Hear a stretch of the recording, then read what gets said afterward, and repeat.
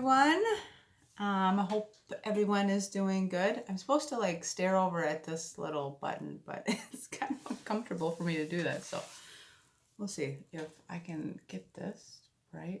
The lighting is like really not very good, but that's okay, right? It's not a movie shoot or anything. So, hi, how is everyone? I am doing all right. As you can tell, it's nighttime right now. I didn't get going until later in the day. Both of my kids were goofing around all day. And then my dog, one of my son's best friends came by to drop off a couple presents for my son because she just got back from Puerto Rico. She's so sweet. Or Puerto Rico, sorry. And she actually got me something too. She got me this little bracelet.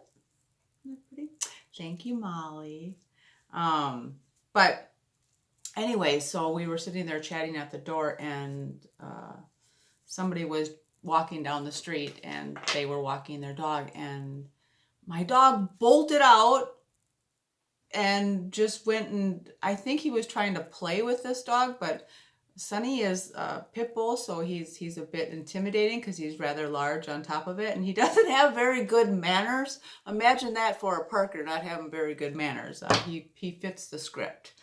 But so he ran out, and he's just like going crazy all over this little dog, and the owner's freaking out, and I'm trying to get him off, and oh my good Lord, it was...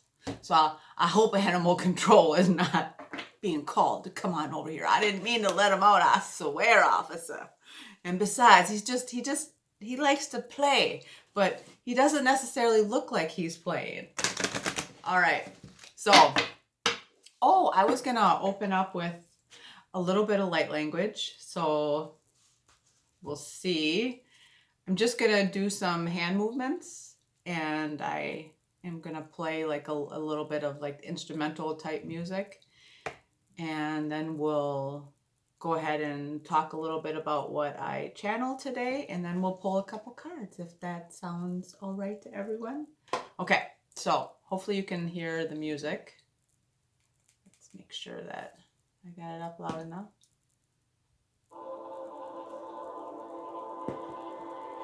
All right.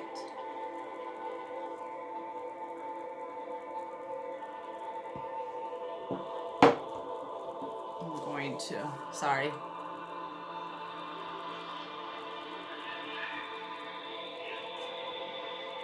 All right. Okay, are you guys ready? Here we go.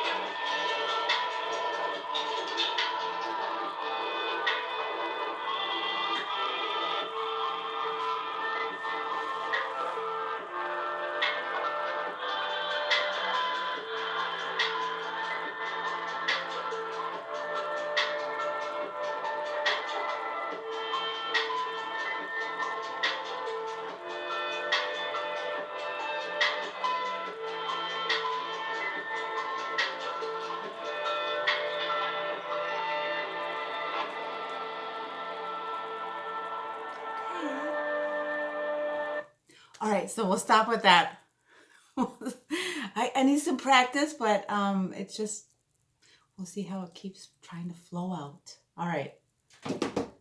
One of the things that I noticed when I first started picking up or reading light language is some of the movements would give me like the goosebumps, or I'd get like buzzing inside of, but that's not to say that that's the same for you, but that's something that I experienced with that. Okay. So what was channeled today and asked for me to bring up was the idea of being in your isness.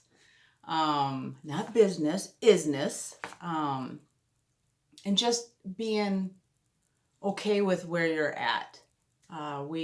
We have a tendency to project too far into the future and not be in the present moment. And remember, manifestation is about being present. So it's, where did I write? Be where you're at, meet yourself where you're at with no judgment. Okay, so this is, I think, important. At least it was important for me to figure out, where meeting myself where I was at without judgment. So that doesn't mean that I'm okay with no matter where I'm at. I mean, I could be doing miserable and just being like, well, that's where I'm at, so that's how it's going to be. No, it means wanting to push yourself forward, wanting to make better moves, wanting to get into a better position, but not casting any judgment on yourself, the fact that you're not there, and that maybe you've made some pretty poor choices to get where you are at, or maybe some pretty ugly things have happened to you to get you where you're at. So it's about not placing judgment on that, not rolling around those scripts, not rolling around those storylines. You already know the story. You already know how you got there. No sense of continuing to douse yourself in whether it's shame or whether it's regret or whether it's fear, whatever it is that your experience is. And just being present in your isness. So here you are today. What have you done today to nurture yourself, to take care of yourself, to raise your vibration, to get out of bed for some people, to maybe do something kind or caring for someone else as it gets you out of your own stuff. The butterfly, here was a little saying that the butterfly doesn't look back at the caterpillar in shame and say, the butterfly doesn't look back at the caterpillar in shame. The caterpillar is wise and recognizes just as your past was a means to get you to where you are today. Your past was part of your own transformation. I think that was really important for me to recognize, because then it made, of course, I was able to say, you know what, I don't want to go back there. I don't want to make those same choices for myself and harm myself or harm people that I care about and that I love, or make poor choices and end up in terrible situations. But at the same time, given the fact that what has already happened has happened, I worked hard to honor that experience, and honor the fact that that footwork took me to a place where transformation was even possible. So I guess that there's a certain point of living in duality when you're looking at it that way too. So it's like, on one hand, you're saying, you know what? Nope, not ever going to be like, whoop, glad that happened. No, because I'm not.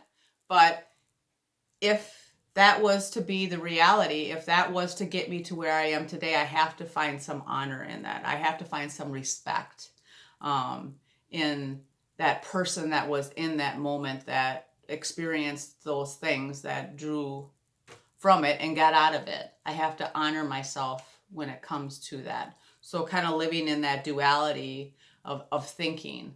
So again, that's not putting any judgment on yourself for the choices that you made. If anything, you're finding value in being where you were at and understanding the how that paved a path to where you are today, or where you can go tomorrow, but not spending too much time in tomorrow, because timelines change all the time, and really working very hard, very diligently. And that's not to say that you're never going to be stressed. Maybe rent's got to be paid next week, or, you know, maybe you're worried about, you know, such and such happening. So your mind will project out, but it's doing your best to be like, okay, I'll organize what I need to in the moment, but then I'm going to bring myself back and I'm going to stay very present in what's going on today.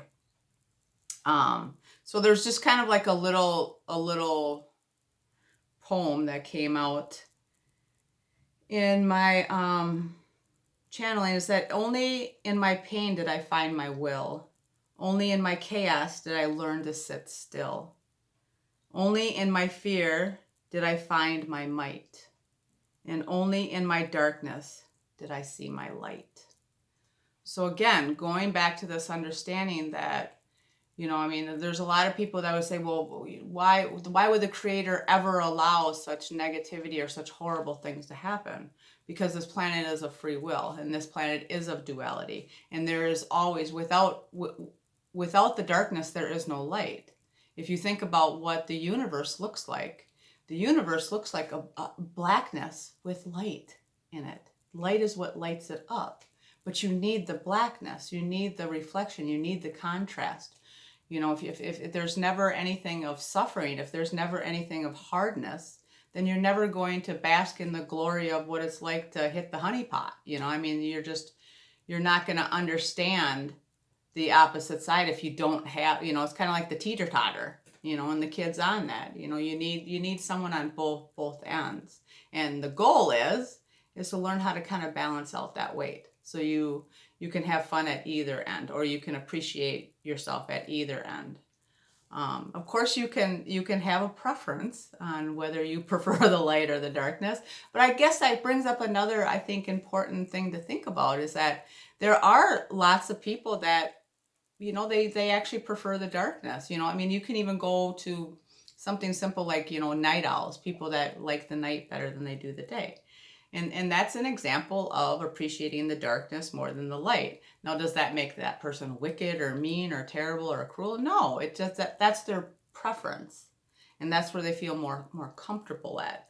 I guess the idea of balance comes from, well, what is the vibration that they're putting out, and what is it that they're contributing? And if they're contributing in a way that's beneficial, then who's to say that someone that likes the dark more than someone that likes the light is better than one or the other? As long as they're putting out, well, it's not as long, because you can do whatever you want to do. But in my value of trying to kind of figure out who I want to be around, who I want to share vibration with, I want to share vibration with people that really are working to better themselves and better what's around them, however that ends up being painted. You know, if you like black and white paint, if you like gray paint, then go do it. Go to town with it. If you like brilliant, bright colors like I do, then wonderful. That's wonderful as well. It's all a matter of preference. And I think that that's what really boils down to this understanding that, you know, there's so many differences amongst people, and it's not about getting everyone on the same likings. It's getting everyone within somewhat the same storyline, and everyone can kind of paint their own story to how it looks. No, you don't want everyone to kind of think or feel or respond the same. But we're just trying to respond and think and feel in a way that is helpful, that's beneficial to ourselves, that's beneficial to, you know, somehow the earth or the people around you or your work or your passion or whatever it is that you direct your energy towards. Again, that's your own preference. Some people direct their energy towards relationships.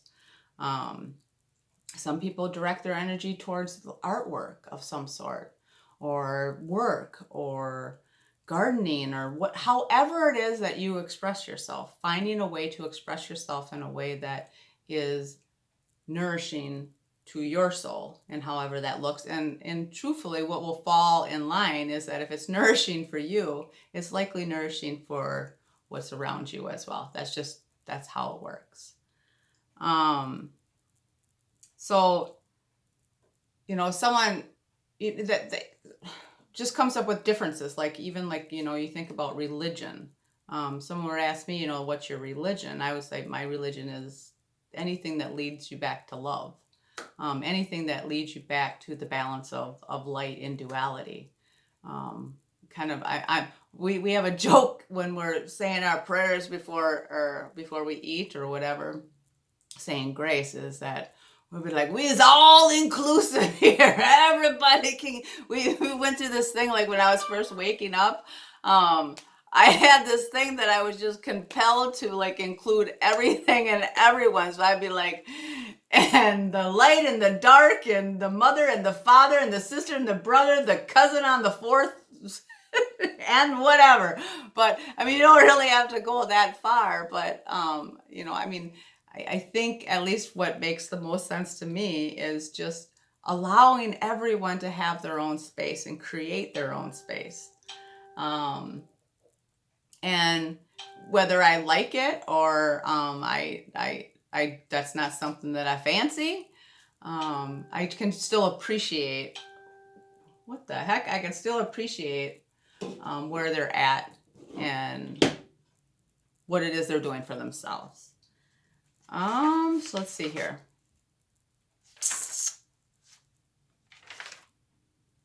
So, building together. You know what? I probably should have. There's so much stuff. Maybe what I'll do is I will get a little more organized tomorrow night and figure out something that we can talk about. Seeing as how the council has a tendency to kind of break down some myths that we commonly believe and help me understand it in a different light, in a different way. Even just the idea of ultimate reality consciousness. You know, people are familiar with Christ consciousness, or collective consciousness, but there's a lot of different types of consciousness. So again, it's an example that everyone's kind of on their own path. And whether that path is above, below, or somewhere in between, because everyone belongs on one of those paths, and you can't just have everyone on one path. So, yeah, I think we'll talk a little bit maybe next time about the eagle and kind of what they showed me as far as a breakdown of it. I mean, everyone's kind of seen that picture of like the iceberg, but they helped me kind of understand a little bit more about like what goes into the id, the superego, and the ego, and how it responds, and how it is related to levels of consciousness, and how information gets in, and how information is coded, and how it gets broken down, and how it gets, I guess, transmuted. So we can maybe talk about that next time. But yeah, I think, okay, so let's just go ahead and pull some cards. We'll do the winged enchantment, and we'll pull 2 cards. What the soul, what's the motivation for the soul, and what the soul needs to know to get to the next. I don't know why this table is not like, well, it seems like there's 3 piles, so I'm going to go ahead and just take 2 of these. Oh, okay. So, motivation for the soul is number 22. And it's called the Mockingbird. I don't know if you can see that. 22 is a master number, and it's actually the strongest of the master numbers. It's a blending of 2s, which is about, you know, working together, and building something together. You can look numbers up too, but the other thing that 22 means is like coming into your own, coming into your power, coming into your purpose, coming into your mission. So the Mockingbird, to me, I mean, in this picture is this young man who's kind of like sitting in the middle of nature, and he's in the middle of the forest and the trees, and There's no leaves on it, so it's like winter. And it looks like as though he's deep in thought. And he has what looks like a robin on his shoulder and some type of like nightingale or something flying across his chest. And then he has feathers that are coming around his neck, and his hair is actually the branches of the tree, and then there's like looks like crows or something of that nature that's flying out of the trees. And then there's a moon that's in the background. So what's hidden? What's hidden even when things are scarce? Where you think that you would be able to see the big picture because it's, or what you seem to think is, it's pretty open shut case. Often there's still quite a bit of things that are hidden. That's, I guess, one of the things that when we're talking about channeling and the things that the spirit is trying to help me understand is that things aren't so open and closed, or open and, what's that saying? Open and shut? It's not an open and shut case. There's always so much more that's hidden. And one of the things that I've come to understand is that this whole idea of the law of oneness and how we all interact and affect each other. I can tell you in relationships that I have right now that are in the middle of transforming, strangers and family members are all interconnected. I mean, as I experience something with this person, it impacts the person that's in transformation, or it impacts myself. So we're all interconnected, and there's like these little things that kind of need to happen, this divine timing, this divine path before doors get opened up for us. So it's kind of like a storyline that needs to play out, or a game. You have to go through a certain path to be able to get to the next opening. And I never ever saw that before I awoke. Maybe you can see some synchronicities, or you think like, oh, that's weird. But it happens all the time. It's happening everywhere. It's very odd. But the Mockingbird, let's see what the book says about the Mockingbird. 22.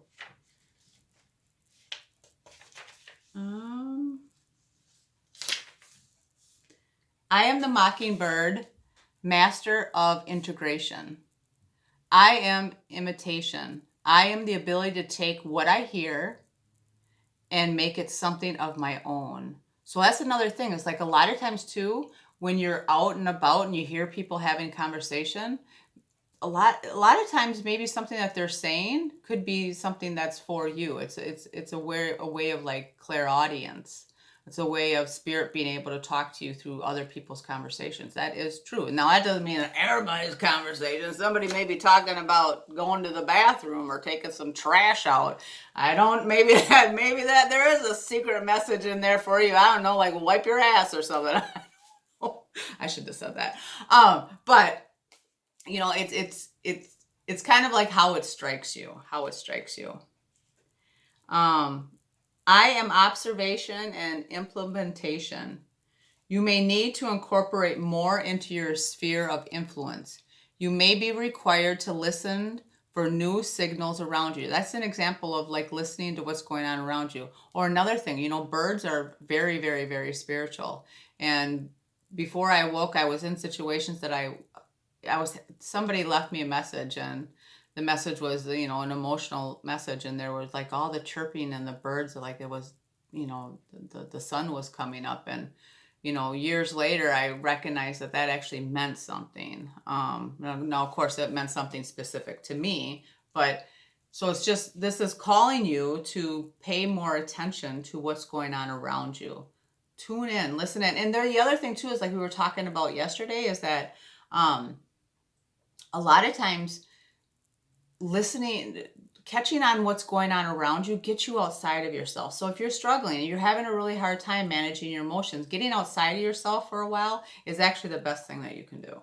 So not just kind of distracting yourself, but actually paying attention to what's going on in the neighborhood, what's going on in nature, what's going on, what can you pick up on, what is striking you in any moment? You know, what can you maybe become passionate about? You know, maybe it's a song, maybe it's a movie. Just getting caught up with something else besides yourself. I am the necessity of learning from experience. So the mockingbird is being able to kind of be calm and sit still, be able to ride out the storm. If there's a storm that's brewing, it's coming in, let it come in. The more you try to stop it, the more you try to prevent it from happening, the worse you make it. It's kind of like, you know, I mean, if a tsunami's coming in and you're busy boarding up your windows, you're wasting your time. Your house is going to be blown out. Do something that is useful for yourself. Don't do these frugal things that, you know, you completely waste your energy, and now you don't have any energy to do something that actually could be helpful. I am the power of applying everything I retain. Listen to new people. Stop thinking you know everything. You got all the answers, okay? Listen to somebody else for once. And how do I know that? Because I used to be a know-it-all. You couldn't tell me jack diddly squat. But come to find out, I still don't know a whole lot. I'm still learning along the way, along with you. But you know what? Listen to someone else. Listen. Here's another thing too. A lot of times when we're having a conversation with someone, we're so busy thinking about what we're going to say back to them that we're not really actually actively listening. There's something called active listening. Teach it in therapy all the time to clients, where it's like, damn it, you're not listening, okay? You're too busy thinking about what you're going to say back or how you're going to defend yourself on that, and you totally didn't miss the fact that I said, you know what, I forgive you. So listening to what is really actually going on around you versus digesting it. Just being present. It's called being mindful. Being mindful. It's mindfulness. There's all sorts of different things that you could do to be more mindful. Whether it's like some type of yoga meditation practice, or even something like chewing on a razor. This sounds ridiculous, but working in the prison system, you couldn't really bring a whole lot of things in. Everything was banned, you know, you can't bring nothing in, don't be nice to an offender or whatever. But anyways, so chewing on a raisin and kind of feeling the texture and as it's there's a whole process. There's a lot of different things that you can do. The bottom line is to be mindful. And they can be very physical, they can be metaphysical, they can be some type of practice, like we were talking about yoga or stretching, or some type of, even, you know, sports like a handball and things that require concentration can be useful. So hear new songs. A lot of times, you know what, Spirit is talking with me through songs. So if something is striking, or the songs that you really, really, really like, and for some reason you can't really put your finger on like why that is so meaningful to you, that usually has a message hidden in there for you. Or maybe you're very clear on what that message is, but maybe you're missing a piece of it. So going back and re-listening and trying to listen with your heart, not your head, because your head is going to fill in the blanks, and that's not the point of listening to what's going on around you. Is for you to fill in the blanks. The point is for you to allow yourself to absorb what's going on around you without trying to define it. Just absorb what's going on around you. I am the ability to discern my own purpose from that of others. Imitate only to learn and create your own vision. You are complexity of expression. You are a song of darkness. Ooh. You are open-minded. You are the mockingbird. So, again, don't be afraid of your darkness. We all have it. And it's not about getting rid of it all, because it comes in useful. There are times that, you know, something that's a little bit more harsh is legitimately called for.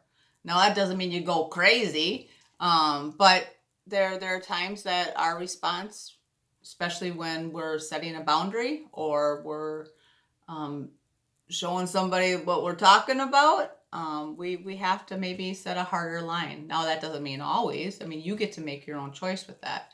But I guess what this card is saying is even though it kind of looks a little frightening, like it looks like it's in the middle of the swamp again and it's darkness and it's winter, so he's probably cold.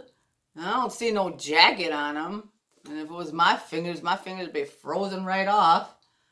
He's in the middle of some water. Doesn't look like he's with anyone, so he's probably lonely. But he's at peace. He's at peace in the card. And again, it might be trying to figure out a way to find peace regardless of where you're at. Trying to find some calm, trying to kind of move the storm in and do things that are relaxing. So Spirit is really encouraging you to do self-care. Get back to this idea of taking care of yourself first. If you're struggling, if you're having a hard time managing your mood, if you seem to be flying off the handle, if you seem to be irritated or bothered by anything and everything that people are saying, it's time for you to consider doing some things that will relax, calm. You know, there's a billion meditation, guided meditations. Reiki with Rachel is actually a really good one because there's energetic healing that's going on too. And that's something that I am able to do as well. Reiki healing.